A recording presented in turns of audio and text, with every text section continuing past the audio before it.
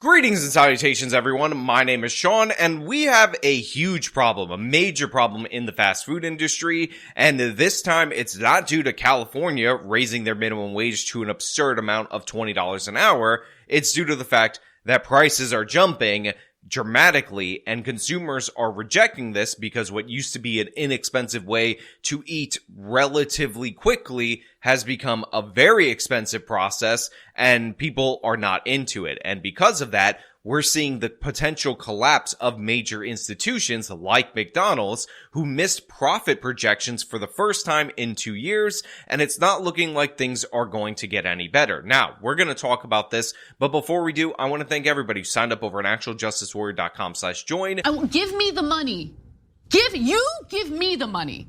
Okay? And remind you that this show is available in podcast form. A link to that in the description of this video. So to open this segment, CBS ends up talking about the overall market, the S&P 500 hitting an all-time high, being up 12% since I believe the beginning of the year or compared to last year. But then they go into the consumer price index, which is one of the ways that we measure inflation in this country. And they point out that prices are up 3.4% compared to last year, which is a slowing of inflation. But to be clear, that still means that inflation is up because that 3.4% is up on top of whatever percentage we had increased last year. Rally followed the latest government report on inflation.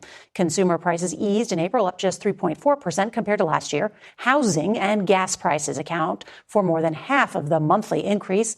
And Americans are still feeling the pinch when it comes to food, especially when dining out. And this has caused people to be quite concerned with the price increases that they're experiencing. However, I do want to point out that there is a little bit more something going on in terms of McDonald's and these other fast food giants that is separate from the overall prices of food going up, which everybody is experiencing and has to deal with at the grocery store. Consumers are fed up with higher prices. Tell me why it was $17 for 3 filet of fishes. Huh? Who told y'all was that good to be charging that much for y'all food? Now, they then cut to a bunch of people who are upset about the price increases, and unfortunately, I'm being a little bit judgmental right here. These are probably the same people who wanted additional COVID spending, and I do want to point out that a lot of people in the media that denied that inflation would come to pass based on the crazy spending that we did during the pandemic, who denied that there would be consequences of the lockdown, are now staring it in the face and trying to blame corporate greed. However, this whole segment is about how the prices are up, and this is something I always tell you on this channel, but profits are down in these corporations. So no, it's not random corporate greed just price gouging you. That is a technique for the government to deflect blame from their policies to the person charging the prices, because people tend to blame the thing at point of sale, but it's an incredibly low IQ move for you to buy into that. It angers them and angers me that you have to spend more. For example, the whole idea of this notion that Senator Casey talked about, shrinkflation. I think it's on your program. Same price for a smaller bottle of juice or something. For example, Snickers bar, they did a thing, and it's like 20% less for the same price. That's corporate greed. It's corporate greed. And we've got to deal with it, and that's what I'm working on. Now, there is a big disparity between the price of groceries, the price of overall food, and the price of fast food. As you saw, it's up 1.1% in the month of April, compared to 4.8% in terms of fast food. In April, groceries ticked up slightly compared to a year ago, but fast food prices soared 4.8%. But this is largely due to the fact that fast food companies also have to deal with a dramatic shock in terms of their labor costs, because they've had to offer more money in order to bring people in due to the labor crunch. But on top of that, they also have to deal with, in various municipalities, increases in the minimum wage. And what I love about this being a factor in the price increases is the fact that these are many of the same left-wing people who said, oh, I would pay a little more if they just had a living wage behind the counter over at McDonald's. But it turns out when that little more ends up coming up, they walk away. Or in reality, most of the people who would advocate for these policies don't eat fast food anyway. They don't hang out with you, the garbage people, who sometimes rely on this or oftentimes rely on this because they're better than you. But yeah, this is the result of people's stated preference. I would pay more for fast food to make sure people got higher wages, and their revealed preference, which is complaining on the internet about the prices being too high and people not buying, and McDonald's losing profitability almost immediately after all these different various minimum wage increases ended up going into effect across the country. How does that affect your budget? When you're paying more for fast food, what does that do?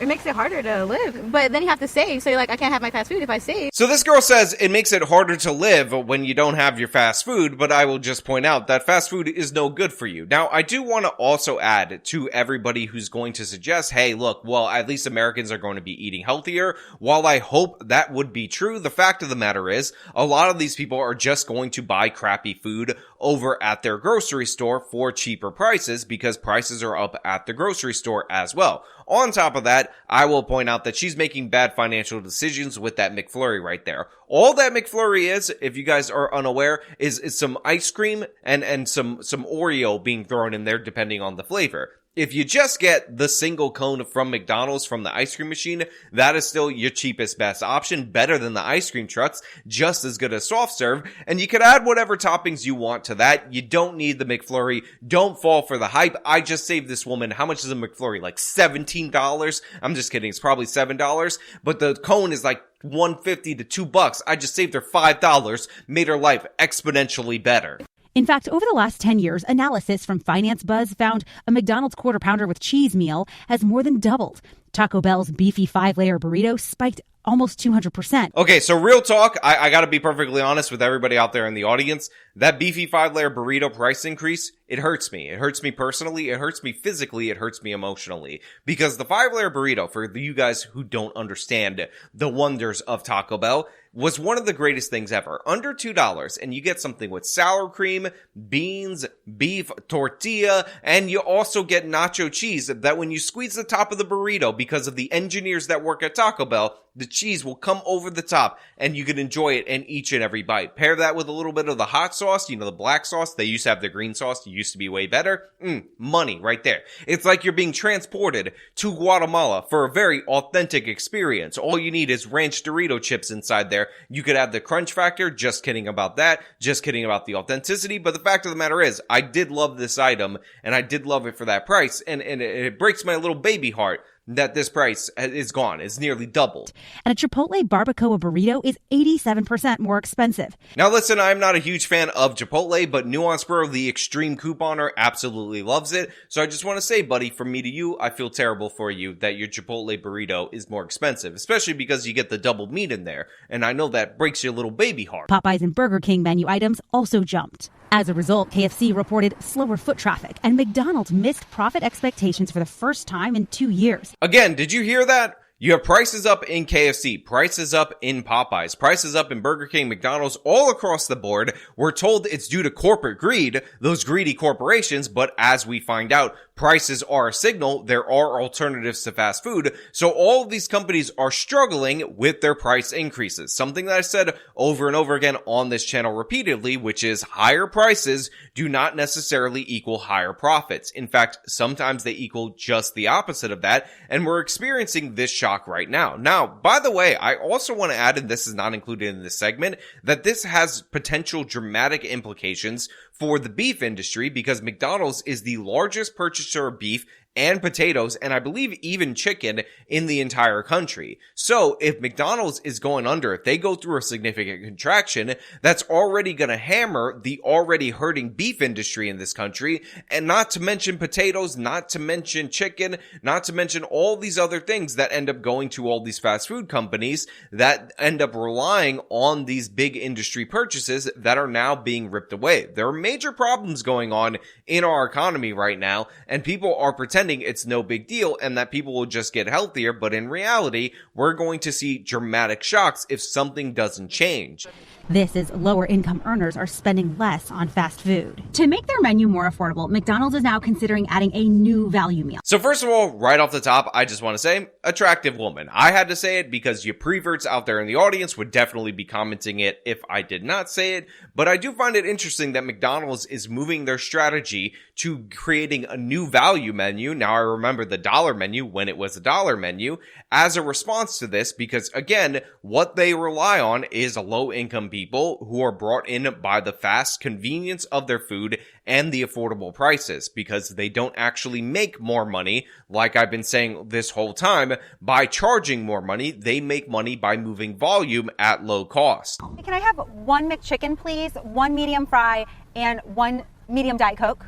Right now, all of this costs $8. And to give customers relief, McDonald's may soon make it a $5 value meal nationwide. I think that would be great. I would love that. The deal is set to start on June 25th and run about a month. McDonald's is joining Burger King, Wendy's, and Jack in the Box, already offering similar value meals. So right here, what we're seeing is that McDonald's is coming out with a $5 range kind of value menu that is similar to the Wendy's Biggie Bag, which, by the way, used to be called the 4 for $4. Now it's like the Biggie Bag, which makes it like a little over $5, and they're equivalent at Burger King and at these other locations. And again, while this might result in an increase in traffic, as we learned from Red Lobster with the endless shrimp deal, if people are only coming in for this specific thing and this is not profitable for these companies, this can end up making things significantly worse. The typical American consumer is much more focused on value now for a variety of reasons. Meal bundles, whether it is at quick service or table service restaurants, have become much more popular.